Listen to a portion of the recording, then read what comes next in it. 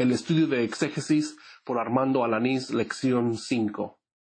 En esta lección número 5 vamos a seguir haciendo un análisis exegético de la estructura de una narrativa. En la siguiente clase creo que vimos una introducción de cómo se hace el análisis con mucho detalle y ahora vamos a practicar un poquito más. Creo que al final, ¿verdad?, de esta clase vamos a tener una mejor comprensión cómo es que nos ayuda en un análisis exegético de todas estas características que hemos estudiado. Para hacer una exégesis correcto del texto se debe extraer el pensamiento, digamos, los cimientos, la actitud, el comportamiento de los codificadores y decodificadores. Vamos a ver primeramente el ejemplo de ahí de Mateo capítulo 9. Vamos a regresar allí para ver 4 factores, ¿verdad?, en la codificación. La palabra de Jesús lo dijo, sígueme. Pues noten ustedes, vamos ahí a la pantalla. Estamos hablando de los pensamientos y comportamientos. Pensamientos, el pensamiento de los pensamientos. Tienen que ustedes tener en mente, a lo menos cuando vamos a hacer un análisis del pensamiento de la palabra sígueme, tenemos que preguntarnos, ¿qué vio Jesús en el versículo 9? Porque otra vez, cuando empezamos al texto, dice que pasando Jesús, dice Mateo que vio a un hombre llamado Mateo. Ahora, ¿quién es el mejor intérprete para saber cómo vio Jesús? ¿Cómo vio Jesús, verdad, a Mateo? ¿Quién sería el mejor intérprete de decirme, así vio Jesús a Mateo? ¿Quién sería? Mateo mismo, ¿verdad? Y entonces, ¿qué va a hacer Mateo? Va a comenzar a explicar su experiencia, su fenomenología. ¿Se acuerdan de eso? Va a explicar su fenomenología y lo primero que escucha entonces es eso de cine. La segunda cosa, ¿verdad?, dentro del pensamiento, hacer un ambiente mental de dentro. Para hacer una buena existencia, tener una visión del ambiente en que presenta esta narrativa. Y número 3, para poder tener un buen pensamiento, nos hacemos la pregunta, ¿qué conclusiones se pueden aceptar? Las conclusiones, ¿verdad?, que yo hice en mi visión mental. Vamos a ver eso en un momento. Pero vamos a regresar aquí a la palabra sígueme. ¿Qué está pensando? ¿Quién? Pues, porque el codificador, ¿quién es? Vamos a ver primeramente el codificador. ¿Quién es el codificador? Jesús, ¿verdad? Sígueme. Y tenemos que nosotros hacer un análisis de su codificador. Entonces, ¿qué estaba pensando? Su quiero y su comportamiento. Pero vamos al pensamiento. ¿Qué vio Jesús? Sería la pregunta. Para eso hay que hacer, hermanos, plasmar, ¿verdad? Si quieren cerrar los ojos o nomás meditar, si quieren ir y traer un video, porque hay un video del Evangelio según Mateo, a lo mejor ustedes van hasta la porción donde dice Mateo capítulo 9 y ahí le das las escenas y con testigos y más o menos los videos dan una buena gráfica, la expresión de cómo se veía entonces. Entonces, pero sin tener ningún video, ¿qué hace uno? Bueno, se traslada. Ustedes van caminando. Quiero que ustedes hagan un avión en su mente. Van caminando. ¿Y qué es lo que ven? Según Mateo, que ustedes van a ponerse en los pies de quién? Del predicador Jesús. Entonces, caminando y ve a Mateo. ¿Qué diría en su pensamiento? ¿Qué estaba pensando Jesús cuando vino a tener esta experiencia ahí con Mateo? Otra vez, el texto no dice nada del pensamiento. El pensamiento de Jesús, cuando dijo, sí, nos tiene mucho significado. Yo veo la determinación del Señor. ¿Cómo llegué a esa conclusión? Dice ahí que Jesús estaba determinado. Tenía determinación.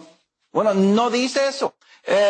Pero el simple hecho que usa una palabra, me dice a mí mucho más que de su determinación. Mi intérprete, entonces, es imaginar un ambiente viendo a Jesús. Cuando ve el programa, está sentado, está haciendo, sentado en las mesas, ¿qué ven en las mesas? Con dinero, ¿verdad?, que se está pagando, pero que se trasladen más. Porque, además Jesús está directamente a Mateo, porque vio a Mateo sentado ahí, ¿verdad?, como los tributos públicos. ¿Qué se puede ver también de la gente? ¿Se imaginan otra vez, hermanos? Imagínense, ¿ven ustedes filas? ¿O ven todo el grupo ahí desordenado? ¿Cómo estarían? Había un orden, ¿verdad? Vamos a decir que había filas. Si quieren ustedes decir, yo me imagino que todos estaban ahí, más amontonados. Bien, aunque yo no aceptaré a eso. Tengo que aceptar una orden o hay orden. Entonces ahí están las filas, eso ve que la gente, ¿cómo sabía la gente? Porque vamos a ver también eso. ¿Qué pensaba la gente? ¿Qué fue los pensamientos y comportamientos de la gente en cuanto a pagar los tributos, especialmente a los publicanos? No dice aquí la Biblia, ¿verdad? Hay algunos pasajes como publicano y el pecador, ¿se acuerdan? Que hay un poquito de publicanos eran tipo arrogante, ¿verdad? ¿Qué decía el publicano? Dios, te doy gracia. Cuando estaba orando, te doy gracia que no soy como aquel pecador que es, se justificaba a sí mismo. Nos vamos a ver algo de cómo eran los publicanos. ¿Cómo veía la gente eso? No dice escritura, pero puede estudiar. Hay muchas fuentes que van a medio imaginar eso. Entonces, yo me imagino que la gente frustrada, tal vez enojada, tenía algo de antipatía a este pobre Mateo que está ahí pidiendo los tributos. ¿Qué sería el pensamiento del Señor? Yo creo que hace una relación mental, se puede concluir a lo menos en esta de mi mente, que Jesús estaba pensando que a pesar que es publicano, tiene un propósito en el reino de Dios. ¿Por qué le digo? Porque esos hermanos no vio lo mismo que la gente, o vio lo mismo. El pensamiento de Jesús está pensando lo mismo que la gente. Yo sé que la gente, porque hay evidencias, la gente no les gustaba los publicanos. Unos no les gustaba, los odiaban. No les gustaba pagar tributos. Por eso, después, ¿qué trae a Jesucristo? Una moneda. ¿Y qué dice? ¿Debemos pagar tributos? Yo no más menos que había conflictos de pensamiento en cuanto a los tributos. Pero Jesús fue de esa manera. Claramente no. Esos hermanos, cuando vean, no ve las características humanas de él, no ve las características como publicano, su puesto, su responsabilidad de recoger los tributos. No vio a Mateo como una persona realmente se le debe de despreciar o dar como la gente, o mucha gente que con toda probabilidad tenía sus pensamientos ahí. Jesús no tiene que otro pensamiento. No es así. ¿Cómo le dio la conclusión? Que es un pensamiento de Cristo y quiere llamar para los propósitos eternos. Pues simple hecho de que dijo que sígueme. ¿Por qué le voy a decir que me siga? Dile como es publicano. ¿Qué va a decir la gente? ¿Qué va a decir la gente? ¿Trae un publicano como discípulo? Eso interesa, hermano. No, Jesús no se dejó influir por los pensamientos sociales, políticos del tiempo. Jesús, hermanos, era dirigido por Dios, como nosotros pues también hemos dirigido el Espíritu. No hay diferencia en ese aspecto que nosotros matamos más Jesús en cuanto a nuestras experiencias cuando confrontamos a diferentes personas. Ok, entonces, si yo quiero hacer un análisis del pensamiento, hay tres factores que yo en mente, ¿verdad? Otro texto, ¿qué es lo que se ve ahí? ¿Qué vio Jesús? ¿Qué vio Pablo? ¿Qué vio Timoteo? ¿Qué vio Herodes? ¿Qué vio Anás, el sacerdote? ¿Qué vio Lázaro? ¿Qué vio María? Tengo que yo hacerme esa pregunta para hacerme, ¿qué? Un ambiente mental. Y luego me voy a pensar allí. Como Marta y María. Ustedes ya sabemos de Mateo, capítulo 11, ¿verdad? Cuando entra allí y Jesús va a enseñar. ¿Se recuerdan ustedes que una estaba haciendo ocupada en quehaceres y la otra estaba ahí delante de Jesús escuchando y hubo esa conversación? ¿Qué estaba pensando una? ¿Qué estaba pensando? Antes dijera, Señor, ¿qué con María aquí? ¿Qué estaba pensando antes que dijera? Pero dije, antes se hablan palabras, hay un pensamiento. Ese pensamiento se desarrolló por muchos años. Todos los pensamientos que tenemos nosotros en lo que se llama el cognitivo se ha desarrollado por muchos años. Ha influido la política, por la ciencia, por la familia, por amigos, por el estudio. Y todo eso está aquí, en la mente. Entonces yo hable algo, y el pensamiento viene con muchas influencias. Cuando yo veo a Mar, ¿qué es lo que estoy viendo? El evento ¿verdad? Jesús, María, está pensando que esta persona, ¿cómo es que nosotros que hacer aquí? Ya sabemos la respuesta de Jesús, ¿verdad? Creo, hermanos, que los pensamientos de Marta eran más apegados a ¿qué? A los deberes. Y otra vez, ¿cómo llego yo a esa conclusión? Que estaba más apegado a los deberes cotidianos, vamos a decir. Cuando hay una oportunidad de ser edificados por la palabra de Dios en ese evento de Jesús, Marta y María, Marta tiene más tendencia ¿a qué? A los deberes cotidianos. ¿Cómo llegó a esa conclusión?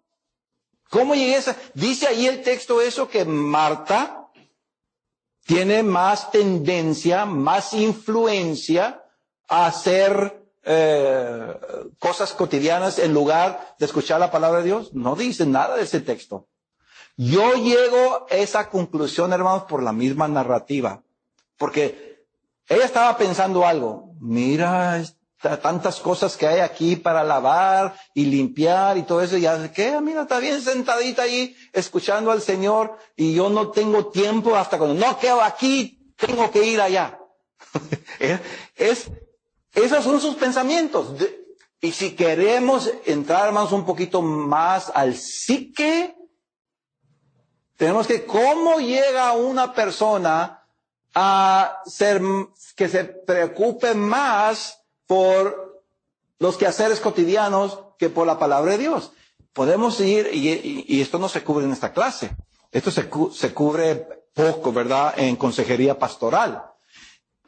Pero podemos ir hasta el psique. ¿Cómo era la familia? ¿Cómo la familia de Lázaro, María y Marta, su papá y su mamá, cómo era el ambiente? ¿A quién se le dio más responsabilidad? ¿Quién era la consentida o quién era el consentido? Y hay modelos, hermanos. Hay modelos para poder interpretar eso, y por esto Marta es así, María es así. Pero ese es otro estudio. Lo que queremos nosotros hacer aquí es que sí podemos llegar a ¿qué? A ciertas conclusiones y aceptamos las mejores. Cuando yo vea esa visión mental, que Jesús está allí y dice, sígueme. ¿Cómo lo dijo Jesús? ¿Qué era su pensamiento? Creo que puedo decir yo, bueno, Jesús posiblemente estaba pensando esto.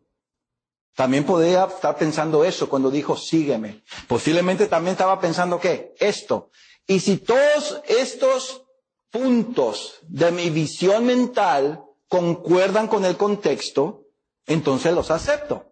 Pero miren, vamos a decir que yo digo, cuando Jesús dijo a Mateo, sígueme, y yo digo, ¿verdad? No que sea verdad, pero para ilustrar, y yo digo, Jesús estaba pensando que traía mucho hambre y a ese tiempo, ¿verdad?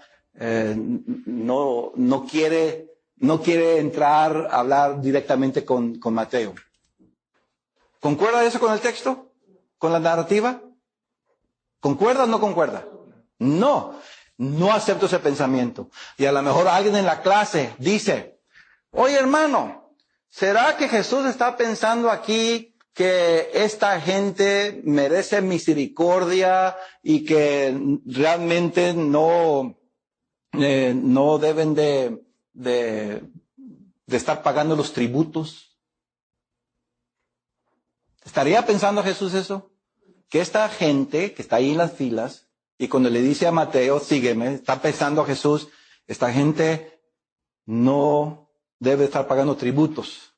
Por lo tanto, Mateo lo voy a usar yo en el reino de Dios para que enseñe a la gente que no deben de pagar tributos. ¿Qué les parece a ustedes de ese pensamiento? ¿Lo acepto o no lo acepto? No. Acepto aquellos pensamientos que solamente están, ¿qué? Acoplados, relacionados, unidos a los pensamientos de la narrativa, ¿verdad? O al significado que le damos nosotros a esa narrativa. Ok, ahora sí, ustedes cuando hablamos nosotros de esto, del pensamiento, ¿qué pensamientos creen ustedes tenía Jesús cuando dijo sígueme? Por ejemplo, ¿tienen un ejemplo? ¿Qué pensamiento creen ustedes posiblemente tenía Jesús? Yo ya dije los míos. ¿A ustedes se les viene uno en la mente? ¿Qué estaría pensando Jesús cuando dijo, sígueme? Y está viendo a Mateo.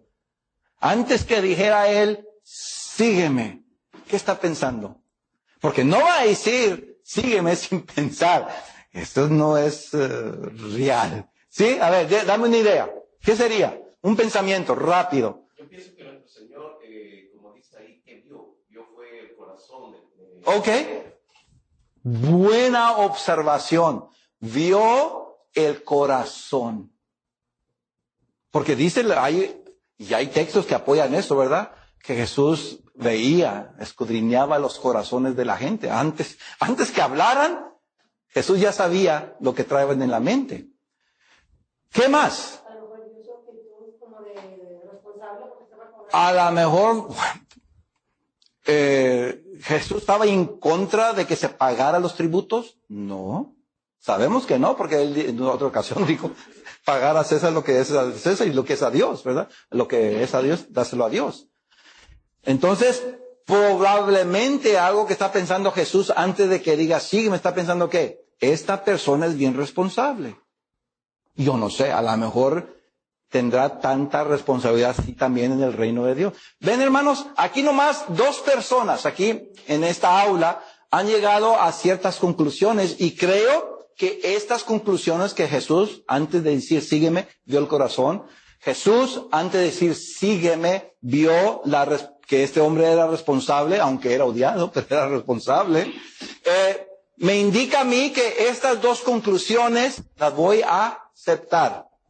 Puedo comentar en esto. Puedo hacer un comentario en eso. Hermanos, si ustedes van a los comentarios, es lo que hacen ellos. Por eso muchas veces estamos leyendo los comentarios, ¿verdad? Y dice, aquí Jesús se sentía así, pensó esto, y los fariseos y quién sabe qué más, y los publicanos, porque han hecho un análisis de la narrativa en cuanto al pensamiento. Son buenos comentarios, hermanos, que nos ayudan a nosotros para la aplicación. Entonces, ya cuando lo aplique, ¿qué hago? Si yo estoy dando esta clase, ¿verdad? O estoy dando una predicación, miren, hermanos, cuando Jesús se le acercó aquí a Mateo, le dijo, sígueme. Yo creo que él estaba pensando esto antes de decir sígueme. Vio el corazón de Mateo, que había sinceridad, a pesar que era fariseo. Si era a pesar que era publicano. Si era un publicano como el que estaba orando, que dice, mire los pecadores, ¿ustedes creen que Jesús? Porque sí, hay otras ocasiones que Jesús ve que a ciertas personas y no les dice, sígueme. Sino le dice, oye, tú eres sepulcros blanqueados, y les dice otras cosas. Es muy diferente. Porque Jesús podía ver el corazón. Es un buen comentario. ¿Ver? Podría darle un comentario. Mira, hermanos, también creo yo, no que diga la Escritura, creo que Jesús vio la responsabilidad de este hombre, a pesar de que era odiado. ¿Cómo aplicamos todo eso a nosotros? Cuando yo vea a gente que voy a llamar por medio del Evangelio, saber que tienen un corazón que quiere hacer la voluntad de Dios. Y segundo, cuando veo a personas que les voy a presentar el Evangelio, creo yo también, debo de pensar que esa persona puede ser útil, responsable en el reino del Señor. ¿Qué les parece? Buena aplicación, pero llegó por decodificar el ¿qué? Lo que Jesús dijo con la palabra sígueme. Pero eso es nomás el pensamiento. ¿Cómo se sintió Jesús? Vamos a ver ahora. Porque estamos hablando de los pensamientos. ¿Qué de los sentimientos? Noten ustedes, en los sentimientos hay 3 declaraciones o 3 características que debemos de tener en mente cuando hacemos nosotros un análisis de los sentimientos de un texto o una palabra. Noten ustedes ahí, se siente igual Jesús a la gente. Tenemos que hacer esa comparación. Cuando Jesús dice sígueme, se siente igual. Cuando Pablo dice Marcos me dejó y no fue a la obra conmigo, se sentía diferente a alguien más, a Bernabé. ¿Ven? Nosotros, hermanos, cuando vemos una narrativa y queremos saber los sentimientos, todo lo que tenemos que preguntarnos, ¿cómo se siente esta persona? ¿En comparación a qué? A otra. Especialmente con aquel con que se está dirigiendo. Porque en el caso de Mateo, hermanos, aparte de que Mateo está allí, hay otra gente. Hay otra gente allí. Vamos a hablar primero de la gente. ¿Se siente igual Jesús que la gente? Sabemos por evidencias bíblicas y por evidencias extra bíblicas que había ese sentir adverso de los judíos hacia los publicanos. En este texto no veo yo eso. Probablemente en el grupo que está pagando los tributos sí hay. No digo que todos, pero yo sé que había ese consenso en muchos judíos de tener esa adversidad contra los publicanos. ¿Qué de Mateo? ¿Qué es el sentimiento de Jesús? Sabemos que no es el mismo sentimiento que la gente. ¿Qué es el sentimiento de Jesús con Mateo? Publicano. ¿Cómo eran los publicanos? ¿Jesús conocía cómo eran los publicanos? Claro que sí. Si no es como la gente, entonces Jesús tiene su propia manera de sentirse, hermanos, cuando Él va a experimentar un evento, en este caso, con Mateo. Es única. ¿Qué sería la experiencia de Mateo en cuanto a cómo se sintió cuando dice, sígueme? ¿Qué estaba sintiendo? ¿Qué ideas se les vienen a ustedes? Ya sabemos, hermanos, del ambiente mental, porque ahí está Mateo, ¿verdad? Tengo que poner, ahí está Mateo, ahí Jesús está viendo que está agarrando el dinero y todo eso. Obviamente, Mateo vio a Jesús, tuvo que voltear así, o no sé si Jesús estaba en la fila o Jesús vino por el lado. Cualquier forma, Mateo hizo contacto visual, ojo a ojo, ¿con quién? Con Jesús. Entonces, cuando Jesús ve a Mateo,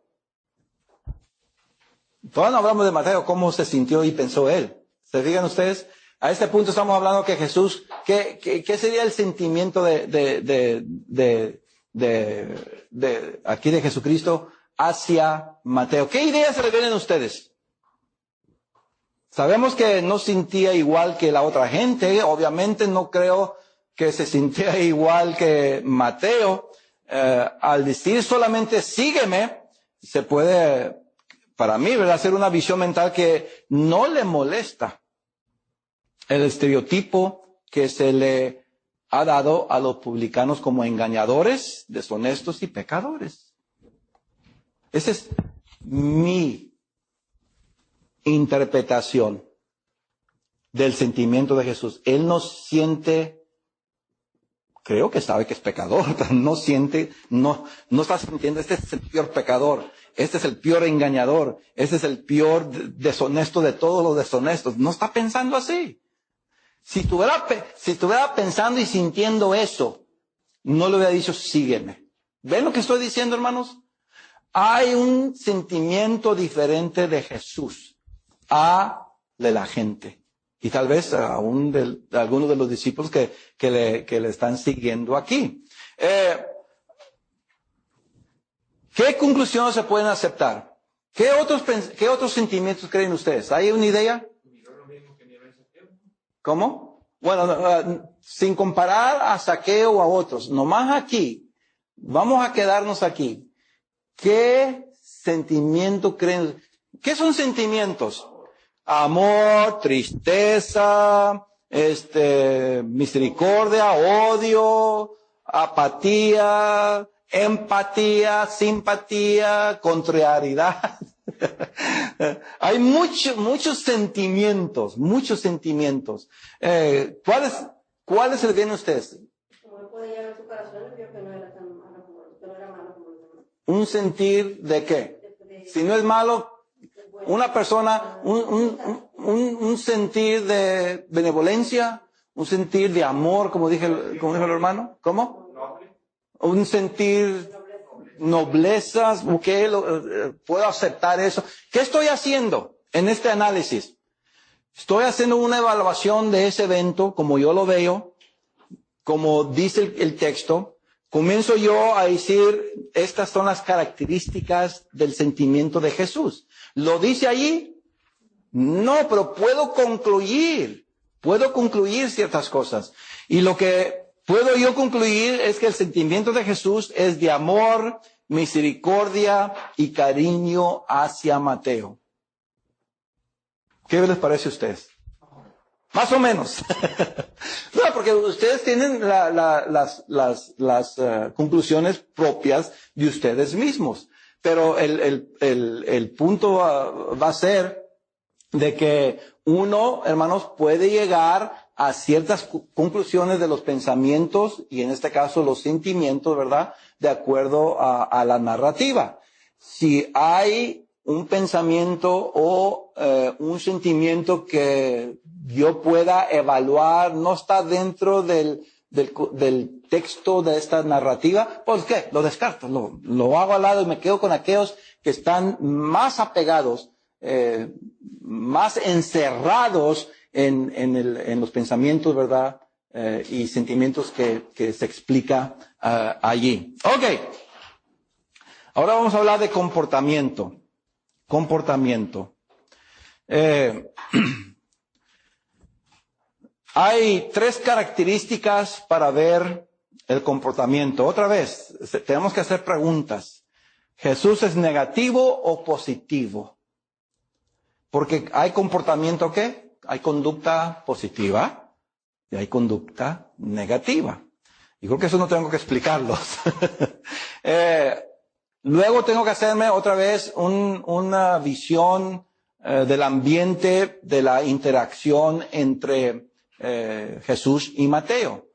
Tengo que visualmente pensar yo, imaginarme esta interacción, ¿verdad? Según lo que veo yo allí, en el mismo contexto, me da a mí a entender que es un comportamiento positivo o negativo. ¿Qué conclusiones puedo entonces aceptar? Después de hacerme la pregunta, si es negativo o positivo la conducta de Jesús, y después de hacerme una ilustración mental, imaginaria de ese evento, ya llego a ciertas conclusiones. Muy bien. Y estamos hablando todavía de qué, hermanos? Del codificador, Jesús. ¿Cuántos codificadores había? Había Jesús, había Mateo, había los fariseos, había los discípulos, y apenas estamos ¿con quién? ¡Con Jesús! Exégesis no es difícil, pero no es difícil.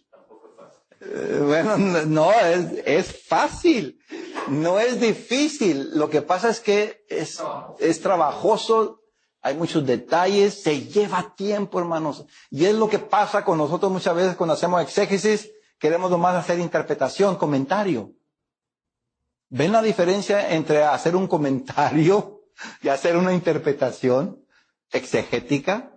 ¿Ven la diferencia de hacer un sermón temático, para decirlo así, y hacer un sermón exegético? En exégesis, hermanos, tenemos que incluir esto. Y para hacer una exégesis tengo que tener en mente, ¿verdad? Estos factores del pensamiento, del sentimiento y el comportamiento. ¿Qué es el comportamiento de Jesús aquí? ¿Qué quieren ustedes? Jesús no va con una disposición o comportamiento negativo. ¿Cómo? Miren, imagínense Juan capítulo 2, Jesús entra al templo, ve ahí a gente cambiando dinero y cobrando más, están engañando a la gente, son lobos rapaces robando porque la gente se le cobra más. ¿Qué hace Jesús? ¿Qué hace Jesús? Oye, ¿qué es su reacción ahí? ¿Qué es su comportamiento ahí? ¿Negativo o positivo? Depende. Depende, ¿cómo? Si el comportamiento puede ser agresivo o pasivo. Agresivo. Entonces, en ese sentido es ¿qué? No que hizo mal Jesús, no que pecó.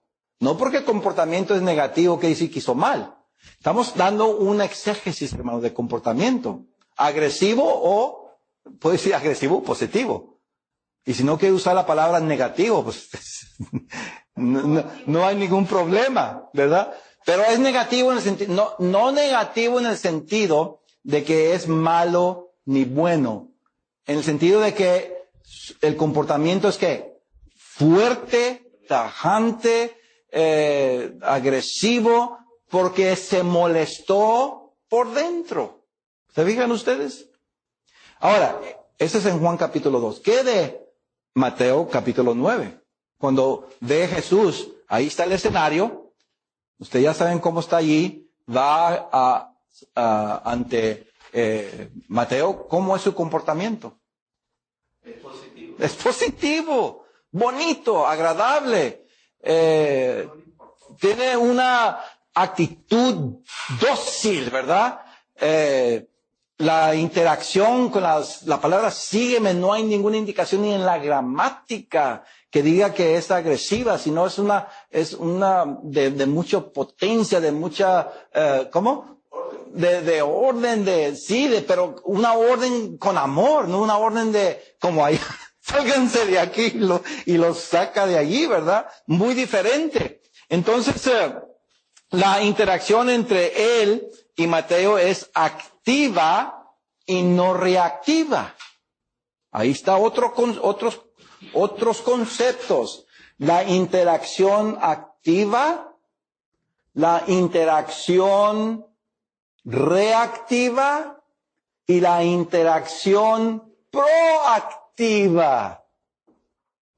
Todavía no entramos a lo profundo del exégesis de esta narrativa, solamente, hermanos, en la confrontación, vamos a decir, o el intercambio entre Jesús y Mateo. ¿Todavía falta qué?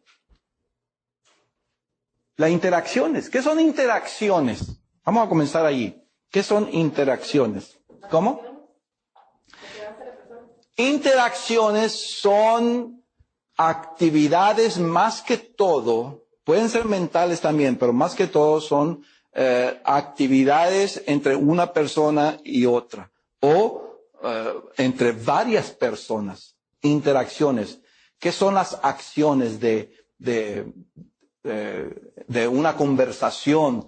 ¿Qué son las acciones que tiene una persona? ¿Cómo acciona aquella persona cuando otra persona habla? Bueno, la Biblia, hermanos, nos da mucho de eso y nosotros podemos interpretar. Entonces, hay 3 tipos de interacciones. Primero, la activa. Vamos a ver. Ahí están las interacciones. La activa simplemente es una conversación en la cual una persona habla y el oyente recibe un mensaje. Es una conversación simple. Una persona, es como nosotros, hermanos, cuando se está predicando el domingo, más que todo, cuando estamos escuchando un sermón, esa conversación del predicador al que está en la audiencia es activa. ¿Por qué? Porque nomás está recibiendo. A veces decimos amén o así sea, pero la mayor de las veces es una interacción que activa. El mensaje de la persona que habla solamente es recibido por el que la oye. En la reactiva, la persona es afectada por la conversación de otro que habla. En la reactiva, la persona es afectada por la conversación de otro que habla. La reacción puede ser también ahí activa, o puede ser negativa o puede ser positiva. Y más adelante vamos a ver eso. Entonces puede haber ¿qué? Reacciones positivas y reacciones negativas. Y luego, por último, hay la interacción proactiva. El mensaje de este tipo de característica, la interacción proactiva, una persona conversa con otra con el punto, intención de evitar o causar ciertos efectos. Entonces, ahí están tres tipos de interacciones: la activa, la reactiva y la proactiva. Dentro de la reactiva puede ser una reacción ¿qué? Negativa o positiva. Y la proactiva puede causar efectos o puede evitar efectos. Recuerden eso. Y después lo vamos a ver ya en la escritura. Esto que estamos explicando aquí lo vamos a ver en la escritura, cómo se manifiesta. Este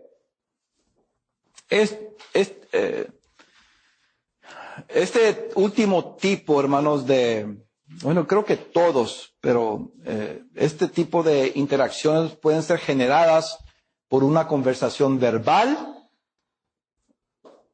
o por un acontecimiento visual. Recuerden, sea una interacción activa, reactiva o proactiva, es generada, todo esto es generado por una reacción ¿qué? Por una conversación verbal o visual. No, y vamos a ver, hermanos, la mayoría de las reacciones, de las interacciones, son por conversación verbal. Cuando hablamos de la activa, proactiva, reactiva, son por conversación verbal. Pero a veces nadie habla y hay ¿qué? Reacciones. ¿Se recuerdan ustedes ejemplos en la Biblia? Más adelante vamos a ver, pero donde nadie habló, pero hubo una reacción. ¿Verdad que lo estoy poniendo a pensar? Donde alguien no dijo nada y hubo una reacción. No hay un texto que dice que alguien vio a Jesús, nomás que Jesús lo vio, no dijo nada, lo vio y se sintió como... Moisés, cuando le dieron las tablas. ¿Cómo? Cuando le dieron las tablas a Moisés. Cuando vieron a Moisés. Cuando le dieron las tablas de los mandamientos. Bueno, no sé de Moisés y los mandamientos, las tablas, porque ahí Moisés habló y hubo reacciones. Yo estoy hablando donde una persona nomás está así y ustedes reaccionan. Yo no digo ninguna palabra. Hay muchos ejemplos en la Biblia, hermanos. Y el impacto del lenguaje no verbal es muy evidente en las Escrituras. Y nosotros lo practicamos. Mira, mi hijo me dice a mí que me tienen más miedo cuando los veo que cuando les hablo. Dicen que tengo una mirada yo muy penetrante, muy persuasiva, me dicen. Yo no sé. Yo más veo a mis hijos así, me los quedo viendo y hacen lo que deben de hacer. Y a veces hablo con ellos y no lo hacen. No sé, o viceversa, ¿verdad? A veces puede ser viceversa. Lo que estoy diciendo, hermanos, que las interacciones vienen a ser generadas por la conversación verbal o la no verbal. En la siguiente clase vamos a estar viendo un poquito más detalle de estas tres maneras de interactuar en las narrativas bíblicas.